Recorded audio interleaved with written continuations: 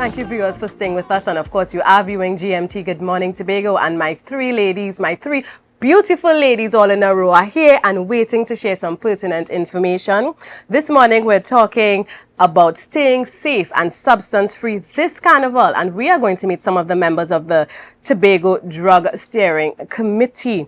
And if you have not heard about the Tobago Steering Committee, let me tell you a little bit about them. It is the Tobago Steering Committee on Drugs, and they operate under the Office of the Chief Secretary and the National Drug Council. It is chaired by the Chief Administrator and functions as a body that coordinates Tobago's response to substance use and abuse. The committee brings together key divisions and agencies across Tobago and the Tobago House of Assembly and national partners to advance demand reduction efforts through prevention, education, research, and of course, interagency collaboration. And joining me this morning is Ms. Shermin, Behavioral Services Officer of the Alcohol and Drug Abuse Prevention Program. We know that as ADAP. We have Inspector Mahalia Bacchus, who is acting ASP in the Trinidad and Tobago Police Service, and Ms. Annmarie De Gazon, Policy Director, Performance Management in the Office of the Chief Sec. Good morning, ladies, and welcome. Good morning. Right, so interesting topic this morning. We're talking about drug use, drug abuse, staying safe, not just for Carnival, but beyond. And I want to talk a little bit because I think a lot of us here have never heard about the Tobago Drug Steering Committee. So let's start with you, Miss Annmarie, right? What is the Tobago Drug Steering Committee and why was it established? Well, coming out of the National Operational Plan 2021 to 2025, both the National Drug Council, who would have been the genesis of developing the plan approved by Cabinet, found the need to establish the steering committee in Tobago to give maybe more specific attention to what's happening in the Tobago context. So the committee would have been established during that period and basically would provide guidance, because persons may know we have the response agencies who treat with the issue, but it is found to be important for have a very coordinated and collaborative approach that will facilitate not only the sharing of information, right, but pooling of the resources to be able to have timely responses in several areas. So although you may not have seen the drug steering committee out front there, you would have seen the agencies who would normally respond, and from our composition here you'd have an idea of the spread of which, and we have members from other sectors as well. That's important. So when we sit to meet, we sit to discuss the business of what's happening across the agencies, how we can better coordinate, how we collaborate and strengthen the efforts that are out front by the Alcohol and Drug Abuse Prevention Program, by ADAP, by our NGO partners, and so on. So we have that cross-section. So that's one of the roles that we play. We do report to the National Council on what's happening on the ground in Tobago as well, so that there is a national picture, and of course that is going to be evaluated on an annual basis, so we get a sense of how we are improving and so on. We do, as a committee, identify some of the challenges within the system as well, so that it will affect the response not only locally but also nationally as we treat with the issues of drug control.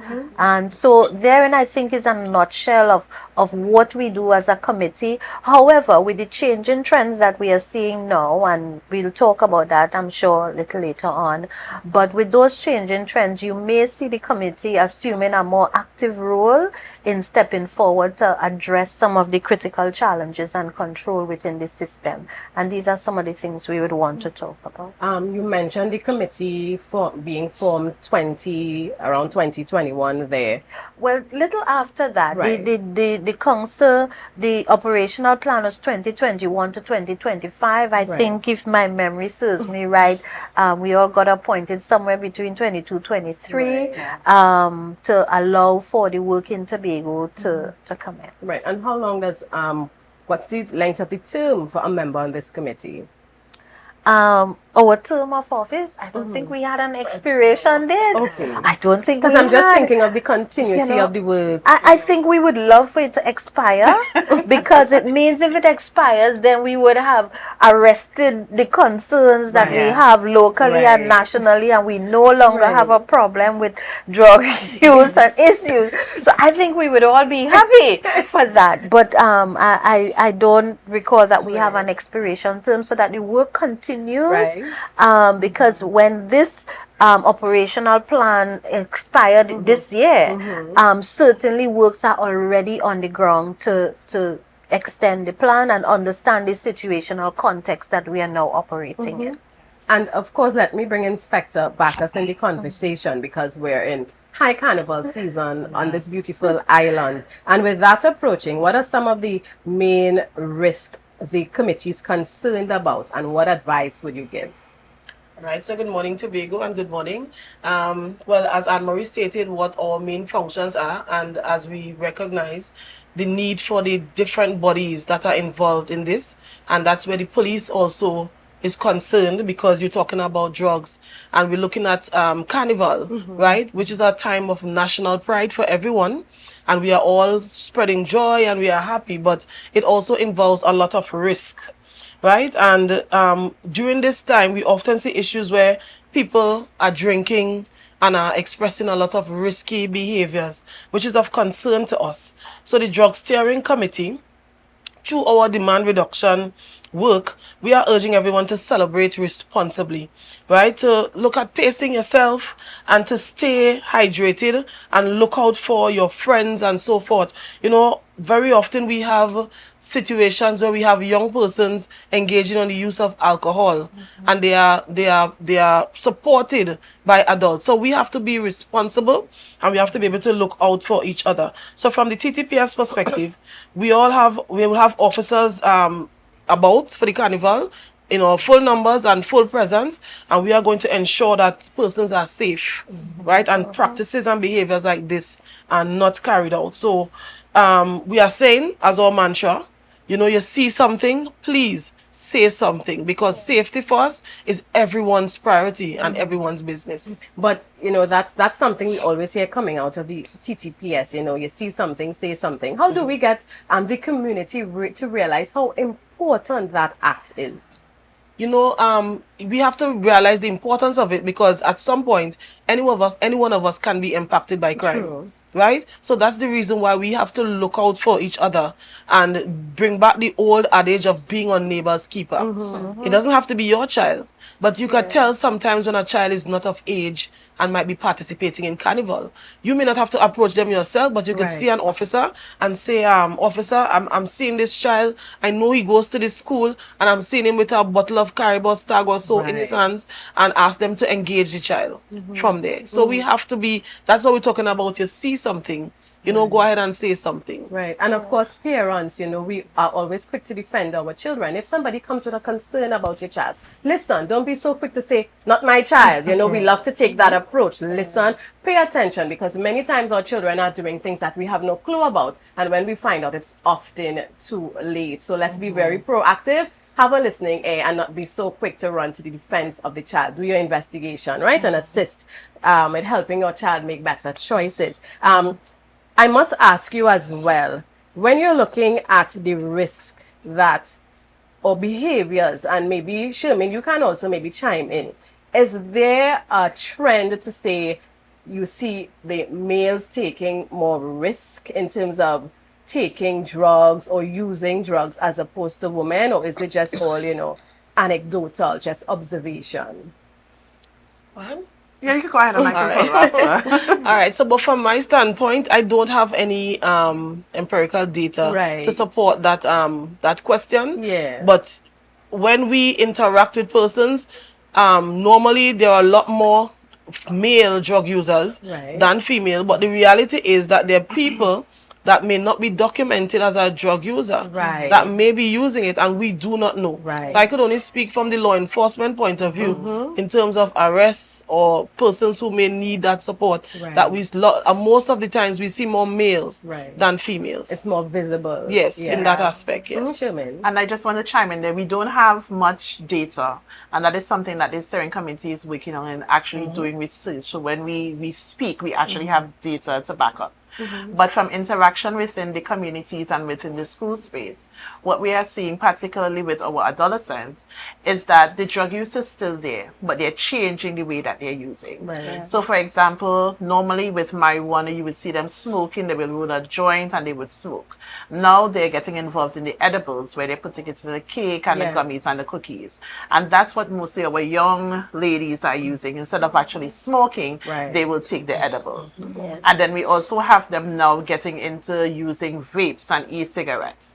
So instead of smoking a cigarette or smoking the marijuana, they are using the e-cigarettes. Right. So I think it's not so much that the boys are using more than the girls or males more than females, but I think the mode of use is what we're seeing a difference in. And of course, you know, the traditional ways we see easier and it's very obvious. So Yes. we're able to pinpoint you're doing this, Exactly. you know. So that's quite interesting. So again, parents, you have to stay up to date with what's going on. You know, it's not the typical overt behavior. You're on the block smoking, you're cleaning out your child's room and you see the marijuana in a little bag somewhere. It's high science. They have updated the technology, yes?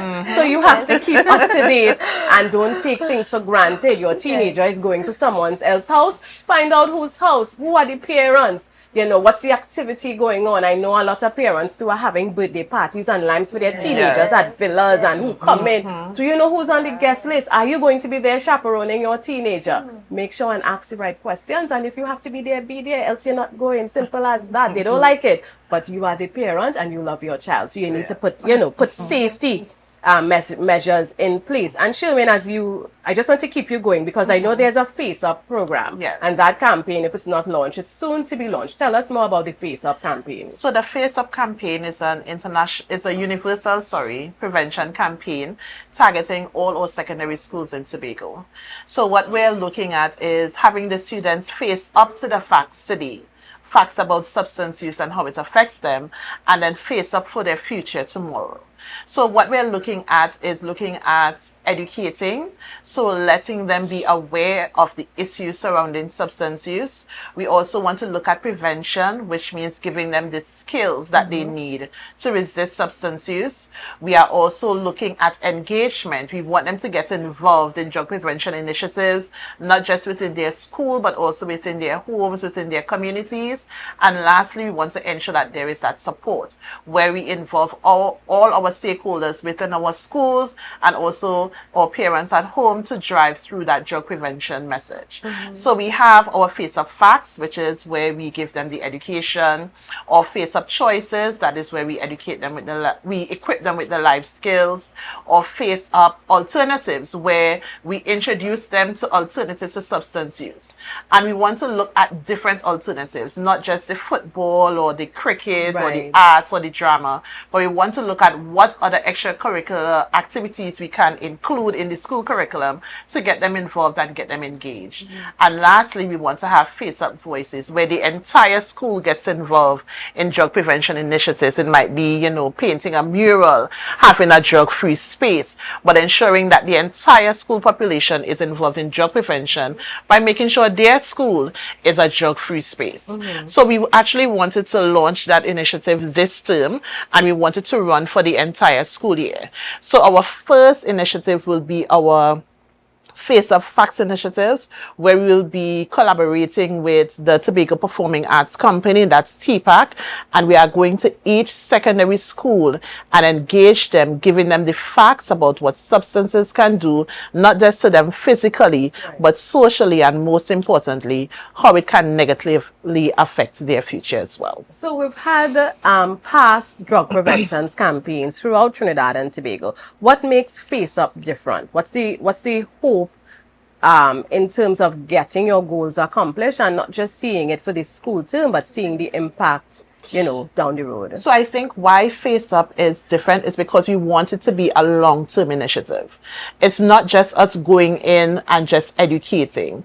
After the educating happens, then we engage our guidance officers or school support units, our ADAP units, and they keep working with the schools to ensure that they have the skills to resist substance use. So it's not just about them just knowing, okay, if I smoke marijuana, then it affects my short-term memory. But it also tells them, listen, this is what you have to do to stay away from substances. So I think why it's different is because it's not going to be just a one-off thing. We want it to continue. We want to change not just the students' mindset, but we want to change the entire school environment. And we also want to ensure that it doesn't just stay within the schools. We want to get parents involved. We want to get community involved, because it's not just within the schools, because they're affected by their families, they're affected by their communities. And so why it's really different, because we have everyone working together to ensure not just our schools are drug free, but Tobago is a drug free space. And I really appreciate that approach of getting all the stakeholders involved, because sometimes I think we focus on the end user, the individual who's using the drugs, and not realizing they do not stand as an island. Yes. They exist as a part of a community. So that's excellent, and I look forward to hearing, of course, how things turn out down the road. And just before we go to a break, and Shermin, I think this is for you as well.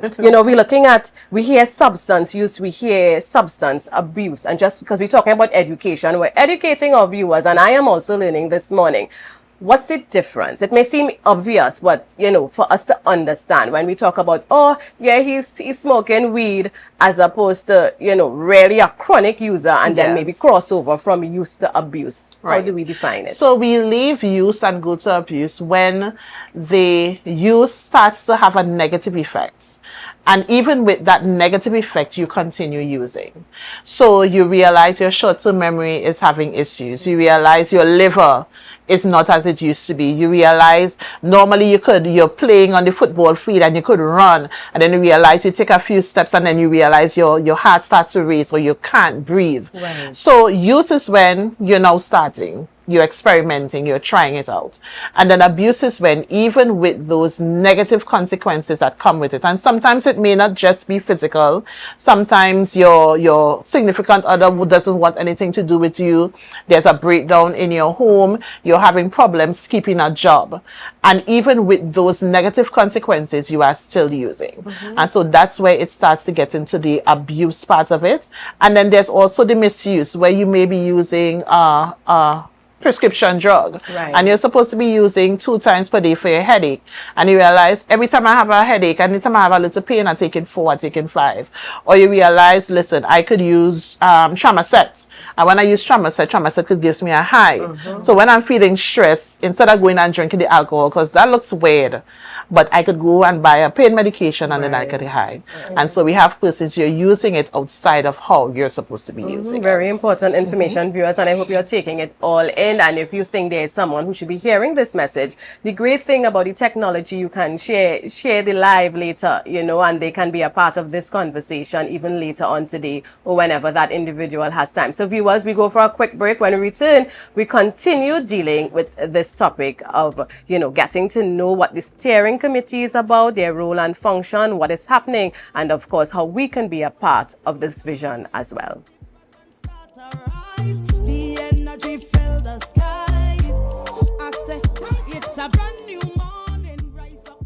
Welcome back, viewers. Thank you for staying with us. And if you are now joining us, let me help you catch up. I am interviewing this morning 3 members of the Tobago Drug Steering Committee, and we are speaking about staying safe and substance-free this Carnival. And of course, we're not talking just about Carnival, but life after. And this morning, I have the honor of sitting with Shermin Charles, Behavioral Services Officer of the Alcohol and Drug Abuse Prevention Program. I have Acting ASP Mahalia Bacchus of the Trinidad and Tobago Police Service, and of course, Miss Annmarie De Gazon, who is the Policy Director, Performance Management in the Office of the Chief Sec. So there, I got you caught up. You missed a lot, but the good thing is you can go back and view this. Very important information. We spoke about the Face Up campaign being launched and how it involves all of us. We understand what the steering committee's mandate is and some of their goals they hope to accomplish and what they have done so far. And of course, for people like you and I who haven't heard about them, they have always been working. But they're an agency that stands behind the trenches and make sure those who are supposed to be doing their jobs get it done and pull all the requirements and all the individuals who need to be put together, you know, that kind of cohesion. So they have definitely been busy at work. Miss Annmarie, let me bring you in. We heard from Shermin. I had her quite busy answering all these questions, but I think this one is for you. You know, when we look at what you are accomplishing, and I know that you're bringing all these, you know, these interagencies across, gelling everybody together. What steps are being taken to strengthen that institutional collaboration? Right. I'm happy that you asked that because it's one of the challenges that we've had. And despite, I notice I'm getting the boring questions, you know. Don't worry. You are director of policy. Yes. Okay, nice. So, sorry, that's just a light moment. But, Yes. but certainly, one of the things we recognize, and it's a key role of the committee, is the institutional strengthening. And very often we have to come away from the front lines and sit down really and build a network and talk. You know, that's how the information is shared. Right. And so we are actively now pursuing the hosting of our very first network meeting. And that is going to take place this quarter, where we bring all of the frontline people together. And I think that is going to be a powerful session where we not only look at the information that we have, but we're able to build and strengthen the collaboration, because working together in this and building the trust within the system is important to the work that we're doing. So that is going to be a significant step for us. Secondly, one of the challenges that we've seen is the gap in the information that we have across the system. You know, earlier you asked us about some of the facts and the data, and we were saying that, hey, we are unable to give you the empirical, Right. and we cannot quote it. And it is because there is a limitation in the data and Tobago specific data on what has been happening on the ground. And the trends have been changing so rapidly. Some of the things we do not want to say for you know, fear of giving, you know, the wrong perceptions out there. So one of the things that we will be undertaking later on in this quarter is to start doing a consumption study survey, so that we can understand what is really being used and by whom, and what is the impact that it is having on the different, you know, levels of our society, because we might be surprised. You know, so much is being infiltrated now, especially in the synthetic world. Right. And it's causing some concerns across the board because of its ease of entry, and also because of its pretty colorful data. It looks And just nice. in case our viewers are lost, when we talk about the synthetic coming in, the synthetic material coming in, we're talking about tablets, pills, That's and what we're talking and yeah, the presentation is not your Panadol looking kind of thing. No. You know, it's something that looks attractive to our teens. Yes. And what are the dangers though? Let's just jump. And I know, Mr. De Gazon, I know you always working in this kind of field, you know, and I know, let me give you an exciting question. What are some of the dangers of this, you know, this type of drug? Watch me. I going straight to the major one. It's death. Yes. You see people, and especially for our young people, because there are no dosage requirements. There are no, you understand me? It impacts you significantly. We're talking about significant body changes. We're talking about mental illness. We're seeing young people, 19, 20, 18, going to our psych ward. I mean, we don't see it out there because it's quiet. And then sometimes we miss them. You don't see them at school anymore, and you think they probably drop out. No, it's not that. Yeah. And so it really, and that's why I'm saying we want to be cautious with it. Yes. Because it's no longer about the scare tactics. You know, long time in drug prevention, they used to do that. Put up horrible pictures for you to scare people, and nobody believed that you it see was the very real. famous ad, this is your brain. This is your brain on and top. the egg in the frying Right. pan, yes. Watch me. It's no longer so. It's real. Yeah. It's real. These And so synthetics are accessible. scary. so accessible, you know. And the thing is, and I'm not encouraging anyone to take one drug over the other, but if somebody's smoking marijuana, you know it's marijuana, right? Yes. Unless it's and there's the extreme if it's traced with something, but Yes. you're smoking a joint, you That's know it's right. weed. Yes. But these synthetic pills, You don't know. know what's in What's in it. it. You don't know. And you know, there are so many experimentations Yeah. that are taking place that Right. even if a person is smoking marijuana and it looks like marijuana alone, you don't know what else is incorporated into it, because we have had situations where we had people mixing marijuana and cocaine, what they call a black cigarette, Yes. right? So they're finding ways of doing things. So who knows how they could incorporate the synthetic drug with the marijuana to have it.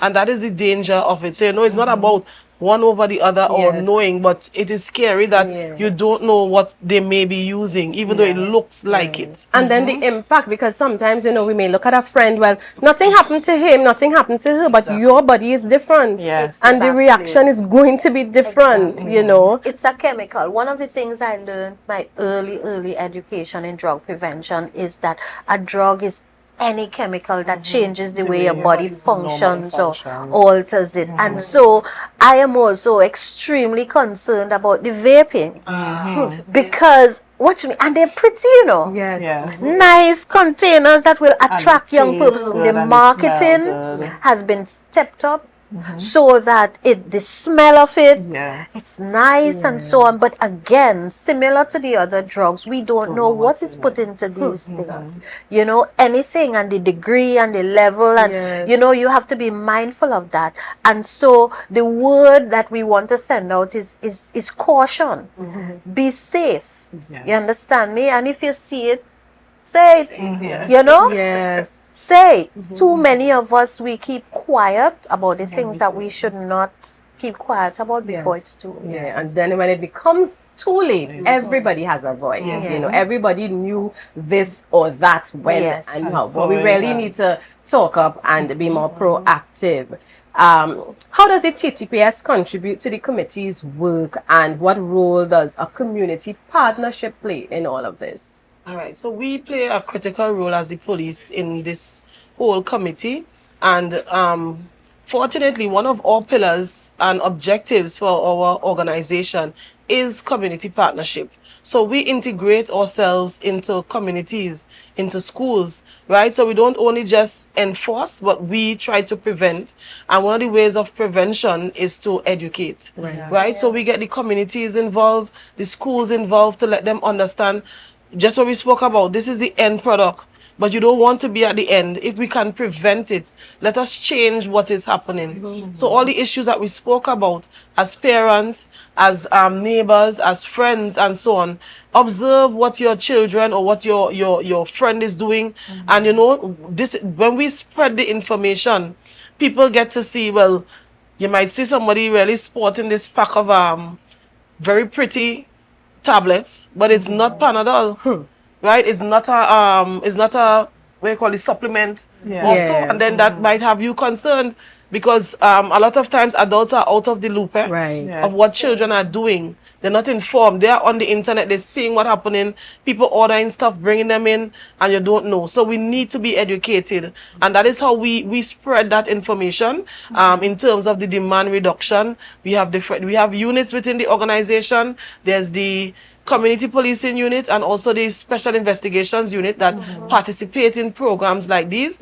And we of ourselves as a body would have done activities like, for example, we had the ROCC program, which is the Rock the Island, where we had reclaiming our community from crime. And it was finding a positive alternative to actually getting involved in activities such as gang, because they are all interconnected. The gang, the drugs, the firearms, the everything. At some point, they correlate or intermingle with one another. So we try to find ways of engaging communities and the youth in a positive manner, so that they can understand that you don't get engaged in program in drugs and these kind of things. And I have 2 young boys, and my mantra is I'm keeping them busy until you don't have time to think, that you have time. So who in swimming, who in music, we have to keep our children focused and direct them along a path. Yes. I'm not saying it's completely foolproof, but when you develop, the discipline and the thought process, and you keep them active, you don't have time to get yourself in trouble. Yes. Nobody can now come and just see you on the block, you're wasting time, and say, right, that's a young girl, that's a young boy, I can target because they have the time, and I can now rope them in to do what I want them to do. So that's quite interesting. And again, viewers, we really have, and I always encourage us when we have programs like this, when we hear about the education side to campaigns, we really have to step up. We just sit there and we become involved when someone dies, when someone is arrested, when the neighbor do this. By that time, the damage is already done. But it's still not too late, because we have other young people coming up. It's all village, I hear people talking about their village is a hot block and a hot spot, and I like, but then that's every village, because I'm hearing everybody. Why we let Tobago get like that? We can make the difference. We can reclaim. We have the power. But it's just that we see things and we just let it be. Yeah. That's not my problem, as you said earlier, ASP. That only when it comes home, then we realize the importance of somebody coming forward and saying something or addressing it. So we really are our brother's keeper, and it's something we have to reevaluate. We have to think about and get back to that thinking. It doesn't mean you're in your neighbor business every minute of the day, but it means you're looking out for that person, and then you have someone looking out for you. So I know our time is spent, and just now I will get my producer giving me the sign to wrap up, right? And we have 3 of you as representatives of the steering committee. So what message does the Tobago Steering Committee on Drugs want to share with the people of Tobago? We understand some of your goals. We know, some of the high points. But just overall, we're looking at not just Carnival, but after Carnival. What do you really want to share with the people of Tobago as we get past that? Well, I'll start. I am saying to the persons on the outside, there are consequences to your actions, and we have to remember that. Right. And that's the part of the reason we have the face-up programs starting from our youths, right? Because we want them to understand, if you start here, you could end up here. So we don't want you at the end. We want you to change what you are doing, or don't even do it from the beginning. And we want persons to be aware, to become empowered, right, to resist drugs, and to, be a part of the change that we want to see in our communities and in a whole.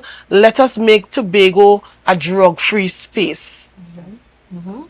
Tobago's vision is the greatest little island on the planet. To be the greatest little island on the planet, it's all about our people. It's who we are. It's about protecting our own. Right. We see so many markers. Our birth rates are dropping. We have all kinds of issues happening on the island. We have to protect our people. We have to protect our own. And I'm saying right now, and I'm saying it to the community, now is not the time to get laid back. Now is not the time to sit down. Now is the time for us to intensify our efforts. Not the time to be discouraged. This is the time to come together, to collaborate, to coordinate. Let us intensify our efforts to save our people and our children. True. Yeah, if you see something, say something. And I think I want to end with, if you think you know someone who has a problem with substance use, so if you think you have a problem, there is help. I think a lot of times persons feel as though I'm using a substance, there's nothing I can do, there's no help to get. So I want persons, if you feel you're struggling, and not just with substance use, you're struggling with grief, you're struggling with trauma, you're struggling with anything, reach out for help to a counselor, a pastor, a family member, because there are resources throughout Tobago to help persons, not just persons dealing with substance use, but to help persons cope with life challenges so that they don't end up using substances. And so I just want to encourage them that there is hope and there is help, and they just have to reach out. There is hope, there is help, and I love that. And we live in a society where going to get help is still taboo. So when you find out somebody is going to a counselor, you're like, what are you doing that for, Yes. But there is a role for this in our lives. It's very important. And if you really think and don't even really wait to think. If you Yes. just have a little that you need to talk to someone, going to a professional, sometimes you might choose your co-worker and then you hear your business later on all over the office. It may not be the smartest thing to do, but you have professionals. You can go to the Division of Health and Wellness. Correct, You yes. get access to the services. Find out, because you have professionals who are there. Yes. Give them something to do. Give them some work. Yes, Yes. right. And they can guide you and help you. Yeah, you spoke about grief. I mean, every time you just turn around in Tobago is small, but the number of funerals. I mean, just for me talking, and my paws are raising, it's so overwhelming. Yes. Sometimes I don't know the individual, but in one day I hear about three funerals. Yes. And I like, oh my goodness, that's just so much. It seems so heavy. So there is help. You may not be a family member, a close friend, but just someone who feels impacted by what's going on around you. So there is hope, there is help. And I forgot to ask, because I know we spoke about the Face Up. We mentioned that quarterly meeting with the partners across the board. Is there anything else we can look forward to that's in the pipeline? Any specific programs? Well, we certainly will be doing the consumption study. Right. And so that is going to be across our community. So people will see persons coming to collect information, Right. share the information, let us know the truth. That's the way we get a picture of it. We may find out that we may not have such a serious problem after all. Right. So, but getting the facts is important. We're also going to be stepping up on our other drug awareness Yes. campaigns. We have one in the pipeline we're calling Conscious Is, getting people to face up to the realities of it, keeping it real, talking what's happening, using different methodologies. We're becoming very creative in how we transfer the information. So, and with the Face Up, once we've done with the secondary schools, we're starting off there. We will be transitioning into the primary schools as well. That in itself is a very, very complex kind of rollout over a long-term period, and it will occupy the attention of the committee at least within this fiscal. And we'll come again. Yes. Tell you the other things, keep you in the know. Now that people know who we are, That's yeah, who we are, what we are, Yes. where we are, what we're doing. Yeah. Right, we're gonna come and keep you in the know, how we are making progress, and you should see us, in your face, kind of In from your now face. on. Yes, I like that, right? And it's so instrumental that you are also looking at the primary schools, because my observation is that many of these programs are geared to the secondary school. Correct. And though more youth may begin at that adolescence age, our children are exposed to so much within the home. that's Because if correct. mommy, daddy, uncle, big brother, big sister using, then that primary age child is also learning. They may not begin using, but the process has begun in their brain. That's right. So So it's time for everybody to Yeah. face up. I want you to remember that not only the children we're going to, but Yes. parents. Yes. Sometimes we think our children are innocent little ones and we don't know. We need to face up to the reality of what is happening. And let's tackle it. Yeah. We could do it. Right? You heard it right here on Tobago Updates Television. Face up, and remember, drug use doesn't have a way it looks. It doesn't have a dress. It doesn't have an ethnicity. You see someone well-dressed going to work and they seem functional and they're using drugs, right? It mightn't have gone to the abuse part yet, but they are using it. So let's be aware, be supportive of each other. And as we end this morning, remember to face up. And this is the end of Good Morning Tobago GMT. Thank you for joining me this morning. Yes, it is Tuesday. I know you see me on a Friday, and I just might be here tomorrow. So tune in to see who is your host for tomorrow, and thank you for staying with us this morning. The passion start to rise.